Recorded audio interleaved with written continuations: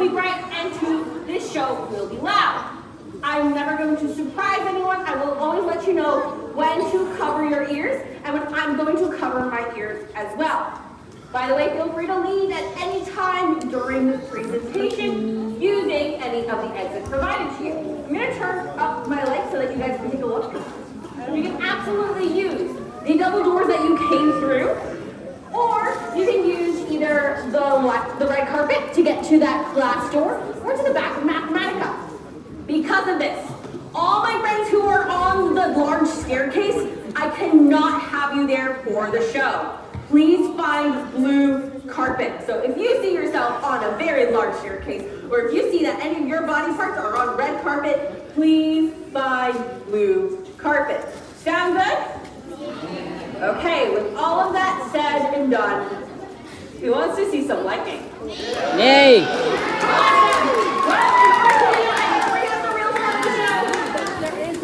It's not me. It is this gigantic machine behind you, folks. It has the wooden columns and the silver domes on top. This is the world's largest air-insulated Van de Graaff generator in the entire world. And I'm going to bring up its first target, the silver metal wall. This machine was created in the 1930s, and we now use it today not as a piece of research equipment, but to show you what lightning looks like. So for the first time today, my headphones are going on. The following will be bright and loud. Is everybody ready? Fantastic. Let's get started. In 3, 2, 1. 1.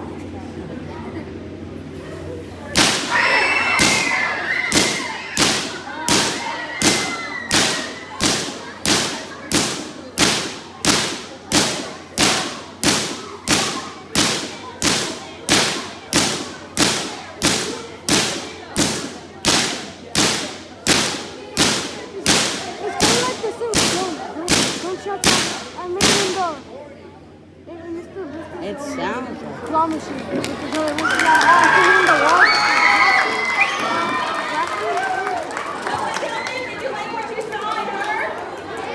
yeah. If you like what you heard and saw, guess what? We will be making more sparks throughout the show. If you did not like what you just heard and saw, I have bad news. We are going to continue to make sparks throughout the show. Just as a reminder, friends, I cannot have anyone on the large staircase or on any red carpet. Please make sure you are on blue carpet this entire time. Por favor, manténganse no en la escalera muy grande y manténganse en alfombra azul. So, we're going to understand today, what in the world was that? How did we make lightning indoors? We're also going to better understand how to get electricity in our homes, and we're also going to talk about how to stay safe from lightning. And at the very end, I'm going to turn on all the machines in this theater, crank them up as high as I can get them, and we are going to have ourselves a symphony of sparks. How does that sound? Pretty cool. Well, you can probably understand what lightning even is. And that means that we have to talk about charge. Our world is made up of 2 charges, positive, and what's the other one? Fantastic. And they make up everything in our universe. You, me, the air we breathe, these gigantic machines, all have these charges. And how they work is pretty consistent. If we have the ones that are the same, so a positive and a positive, or a negative and a negative, they will push away from each other. Likes repel. If we have opposites, like a positive and a negative, they will come together. Opposites attract. We often hear that when it comes to love. I don't know if it works when it comes to love. And I know it always works when it comes to physics. So these charges make up everything, including lightning. So if lightning is made of charge and we are made of charge, why do we have lightning coming out of our fingers at all times? That would be pretty cool, right? Well, because our world is really good at keeping these charges in balance. There's always a amount of positive to negative and vice versa. Unless we disrupt that balance. Typically, we are disrupting that negative charge. We actually do it quite often when we make lightning at home. Has anyone made lightning at home? Yeah. Have you ever put on a pair of fuzzy socks scooched across a carpet and then touched something or someone? That was lightning. What you were doing was creating friction. And that friction creates an excess amount of negative charge. And those negative charges want to be as far away from each other as possible. So then when you introduce something that's neutral, like the doorknob or a sibling, well, there's enough energy there that a jump happens. There's enough energy there that the air around it gets so hot that it glows. Lightning. There's enough energy there that when that jump happens, the air around it starts to wiggle until it gets to our eardrums. Thunder. So believe it or not, we have made lightning at home. Just maybe not in the way that we thought we did. And we can call that static electricity. Kind of a small jump. It has a start and an ending. What happens if we want to keep that spark going? Well, that's when we create current. We try and move those charges. And funny enough, magnets are really good at moving charge. It's how we actually get electricity in our homes, and I can prove that to you with this flashlight. Doesn't have any batteries, just a magnet and some coils of wire. And if I shake it back and forth, do you hear it? Do you see that? Yeah. So, when I'm moving that magnet through the coils of wire, it's exciting those charges, thus creating something we call a current, a moving of charge. So that's how we get electricity in our homes. We use currents. But it's not how we always thought we could use currents. I'm going to turn on two machines that we thought could provide that for us. These are pretty cool. These are called Tesla coils. They were created a long time ago in the late 1800s by a man named Nikola Tesla. And Tesla thought that these machines could be the future of wireless electricity. Sounds crazy, but let's test it. I have a light bulb here. Doesn't have any wires, any batteries, right? Do you see any wires or batteries? No? Okay. So it doesn't turn on, right? It doesn't turn on. I look like I'm in Star Wars, which is kind of cool. But as you can see, that current is actually happening throughout the air. Those charges in the air are getting excited by the current, thus turning my light bulb on. When I move it away, the light turns on. Tesla thought that if he made a big enough Tesla coil, he could do two things. One, create wireless electricity for everybody. And also, he thought that it could create a permanent daytime. I don't know if I necessarily want a permanent daytime, but the idea of wireless electricity is pretty cool. Except that it isn't exactly wireless. You still have to plug in a Tesla coil to make it work. And another thing, the sparks are pretty hot.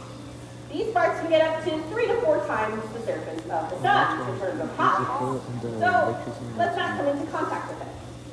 Another thing, they're kind of annoying. Yeah?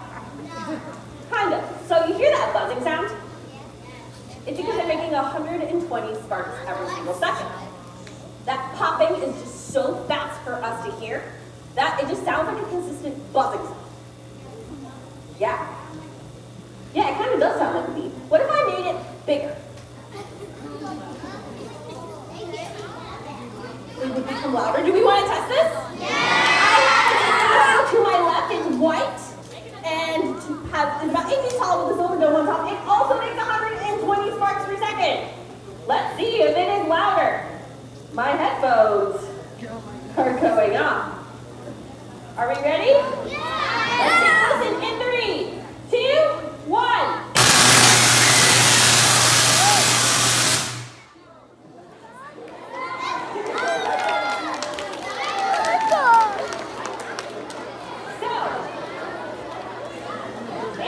When you make the Tesla coil bigger, it does become louder, but it did not change the pitch.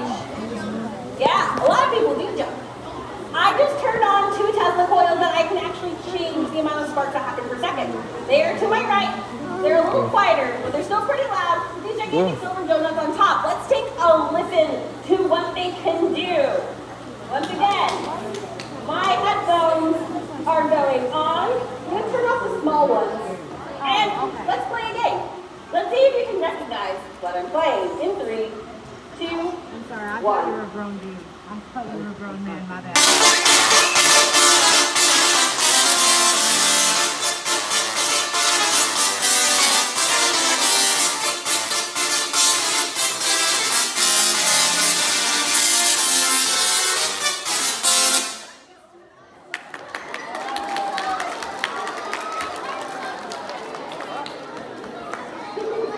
Did anyone recognize that? No? Yes, that was Cantina from Star Wars. Do not worry, you would like to hear that. We will bring them back for the end of the show. But I have to mention one thing. My friends. There is about 325 of you in this theater. There is only one of me with a microphone. So, I appreciate y'all being active audience. Let's try and wrap it up a little. I have to mention, lightning is incredibly dangerous. If we got those sparks here in the small Tesla coils were hot, natural lightning is even hotter. Sometimes up to 5 times hotter than the surface of the sun. So ideally we are not coming into contact with it, right? Right. So if we are outside somewhere, like a library, or maybe just outside the museum or school, all of a sudden we hear thunder, we see lightning, where should we go? Inside, yes.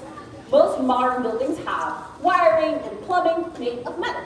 Metal is a conductor, a material that allows for an easy flow of charge. So if lightning happens to strike that building, it will most likely go through that and not you, as long as you're not attached to said wires. Good, awesome, you got that. But what happens if it is so nice outside that you decide to drive somewhere, like the beach or the park? And the same scenario happens, except this time there are no buildings in sight. Where do we go instead? Smart charger. Car. Yes, and you are safe inside of a car because of the what keeping you safe?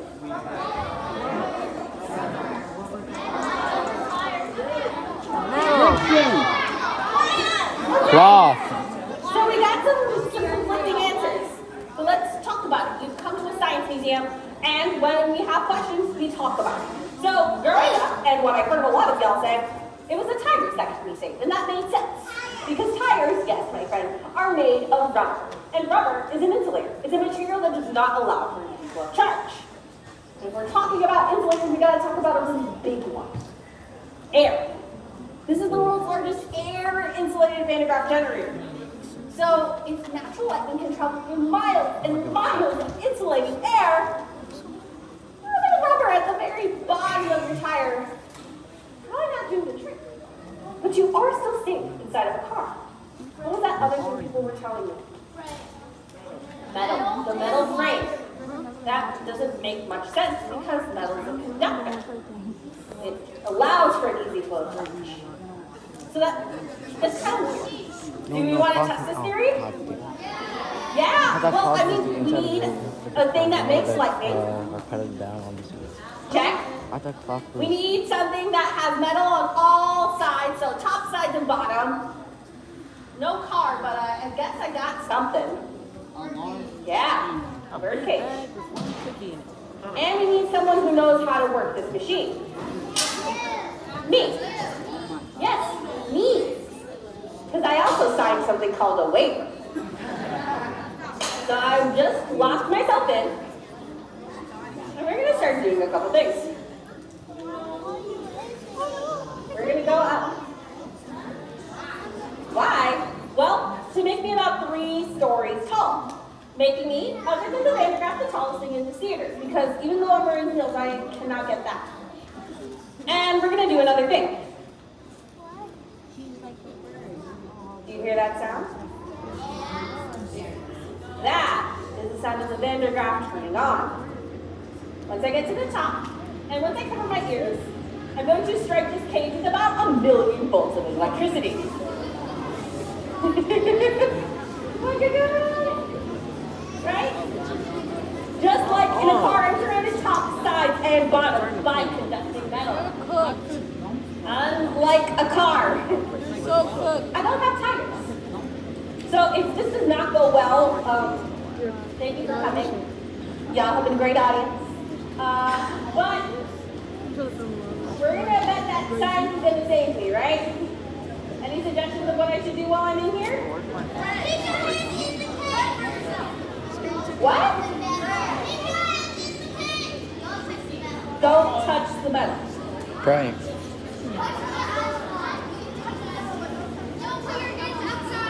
Well, let's just see what happens, right? Pray before doing it. The science museum for experiments. So, I am definitely going to cover my ears for this one. I'm also going to cross my fingers. Here we go. These following will be bright and loud. It's 3, 2, 1.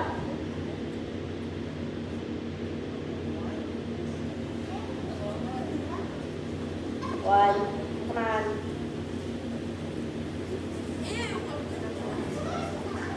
I can hear it.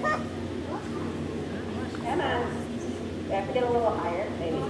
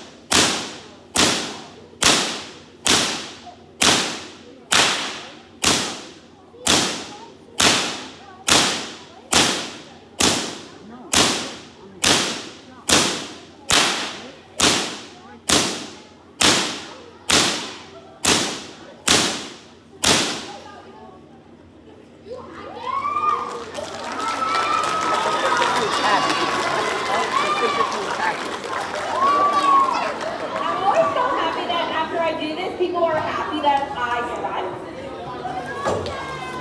Somewhat. I knew I would be safe in here because one, I've done this demonstration hundreds of times. No. I knew I'd be safe in here because of something called the skin effect. Lightning is striking this cage for a very short period of time. And because opposites attract, they're going to try and stay as far away from each other as possible. That combination of the quickness plus them wanting to be far away from each other means that the negative charge is only on the outer skin of the cage. Why I can touch the inside, I can even touch where the lightning was striking. Had I stuck my hand out, had I wrapped my hand around the cage, the finale, I promise, would look a little different, a lot more dramatic, not as fun for me. And it's why you're safe inside of cars, as long as it's not a convertible. Planes, buses, trains, all use the skin effect, and it's why you're safe inside of a metal frame in a lightning storm, which is pretty cool. Y'all have been a fantastic audience, so let me get myself out of here to cover what we learned. We learned that lightning is just a disruption in a wonderful balance in our universe. You've seen how we make lightning indoors versus how we get lightning now, or how we get electricity in our homes. And you even saw me stay safe. I think it's time for that finale. What do y'all think? Yeah. So, let's see. I have not decided on my finale song, so let's see. Shout out 1 if you want a pop song, 2 if you want something from a movie. 1.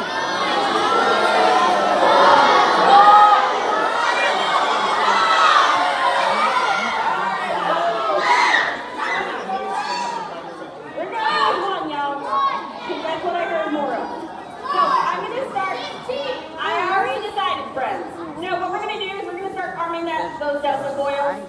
We are also going to turn on my Van der Graaf generator again. I'm going to use a couple different things. I'm going to use those Tesla coils from the very beginning. I'm also going to use a different target than earlier, which is going to be the kite, in honor of an experiment that Benjamin Franklin did many years ago. And after that, that will be the formal end of my presentation. If folks have any questions, want to tell me anything, please feel free to stay after the show. I'd love to hear from you. I just ask that no one join me on stage. But for now, sit back, relax, as best you can. enjoyed this Symphony of Sparks for the last time today. My headphones are going on. Alrighty. Let's get this party started in 3, 2, 1.